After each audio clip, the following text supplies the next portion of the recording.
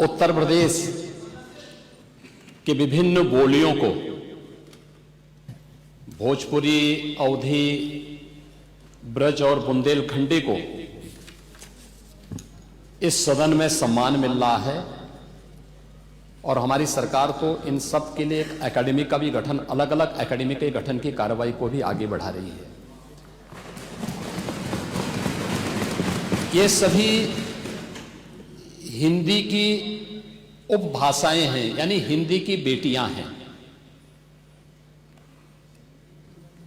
भाषा की समृद्धि के आधार हैं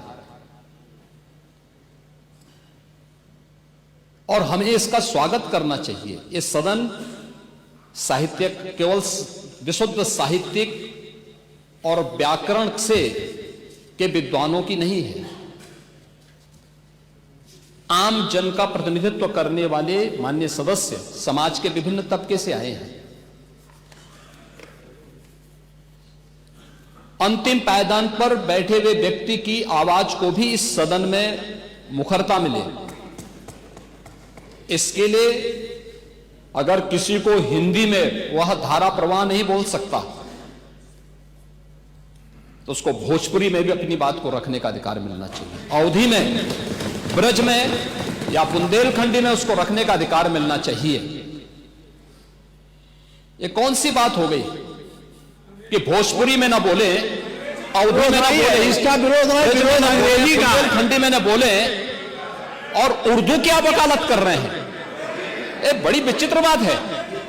आप मुझे बताइए, मैं इसीलिए कहता हूं कि आप समाजवादियों का चरित्र ही इतना दोहरा हो चुका है, इतना दोहरा हो चुका है कि अपने बच्चों को भेजेंगे इंग्लिश पब्लिक स्कूल में और दूसरों के बच्चों को बोलेंगे कि एक गांव के उस विद्यालय में पढ़े जहां संसाधन भी नहीं है। ये दोहरा आचरण और जाकी रही भावना जैसी प्रभु मूर्ति देखी तिन तैसी, यह तो आचरण आप लोगों का है।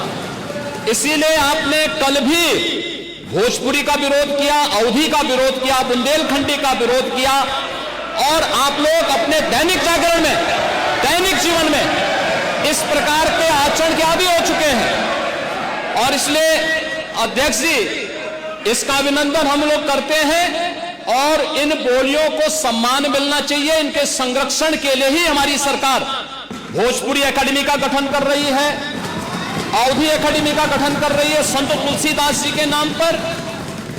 इसी के आधार पर ब्रज भाषा इतनी समृद्ध भाषा है।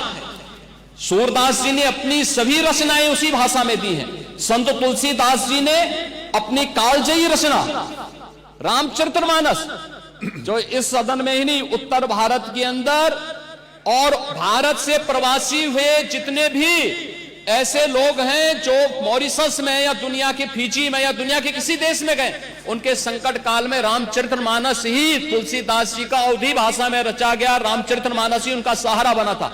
और आज जब उसको सम्मान मिल रहा है तो आप उसका विरोध कर रहे हैं। बड़ी विचित्र सी स्थिति है। आप हर अच्छे कार्य का समाज, आज के यही ढोंग है आप लोगों का, यही ढोंग है। हर अच्छे कार्य का आप विरोध करेंगे, हर अच्छे कार्य का आप विरोध करेंगे। हर अच्छा कार्य जो प्रदेश के हित में है, देश के हित में है, आप उसका विरोध करेंगे। और मुझे लगता है इस प्रकार के विरोध की निंदा होनी चाहिए और हम इसका समर्थन करते हैं जो उत्तर प्रदेश की बोलियों को सम्मान मिल रहा है। मैं आपका धन्यवाद करूंगा और विधानसभा सचिवालय को इस बात के लिए धन्यवाद दूंगा। कल हम लोगों ने यहां पे इसका शुभारंभ किया, समाजवादी पार्टी ने उसका विरोध किया है और मुझे लगता है कि प्रोसीडिंग का हिस्सा होना चाहिए। इनको समाज के सामने एक्सपोज करना चाहिए। अपने बच्चों को ये लोग पढ़ाएंगे इंग्लिश स्कूलों में और दूसरे के बच्चे के लिए अगर वो सुविधा सरकार देना चाहते हो, कहते नहीं उर्दू पढ़ाओ इसको, यानी उसको मौलवी बनाना चाहते हैं, कठपुल्ला पर की ओर इसको ले जाना चाहते हैं। ये नहीं चल सकता है।